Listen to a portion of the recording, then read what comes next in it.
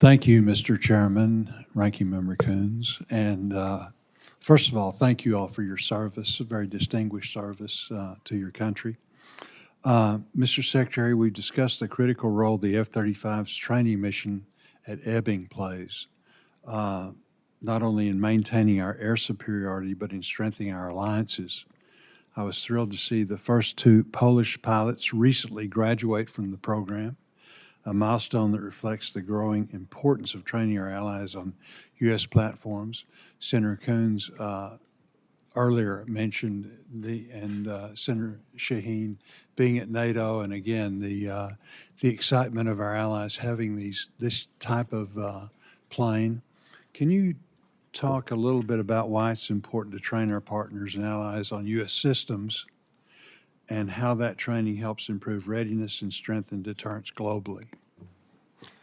Yes, Senator, and I think during the chairman's introduction, talking about our how important our partners are, particularly when they're planning to ramp up expenditure on military defense.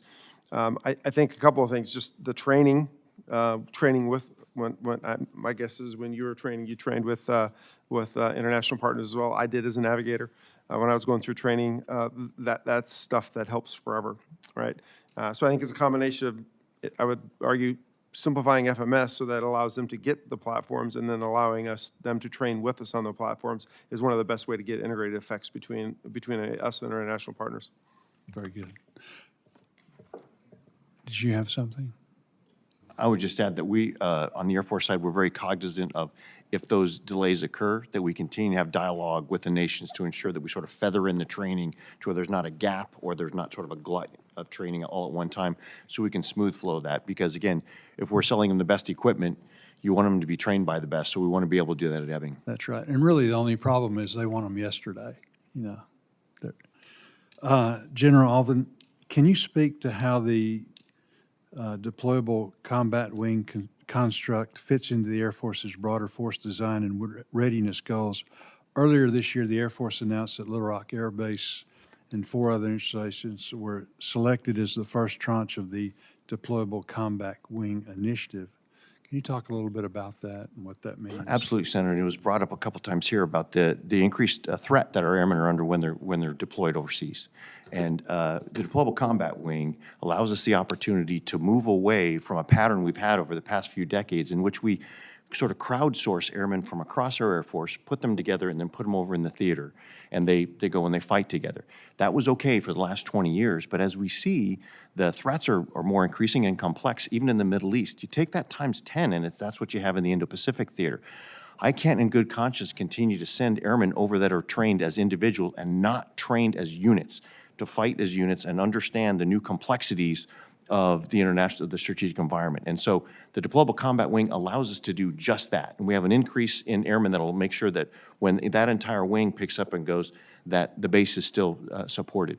But I think we're going to see not only an impact on fighting effectiveness, but we're also going to see an increase in morale, because units that train together, that do things together, have a common esprit de corps that I think is pushing that warrior ethos we're trying to enhance. Very good.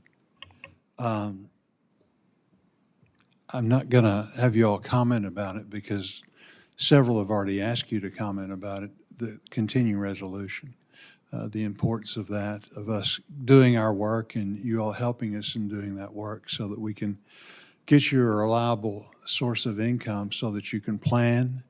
And I mean, how does anybody function without that? And you have, sadly, as you mentioned, Mr. Secretary, you know, that's been kind of the mark of most of your careers, is having to work around the situation that we get you in. Also, and again, you've already gone into detail about it. Senator Coons mentioned the due to the incident that occurred in Ukraine with the Ukrainians without an Air Force wiping out the Russian Air Force. Things that we need to do that. So we want to work with you, and if you all will give us some ideas, some specific things, I think this committee would be very, very interested in actually getting some legislation that would result in us actually doing something.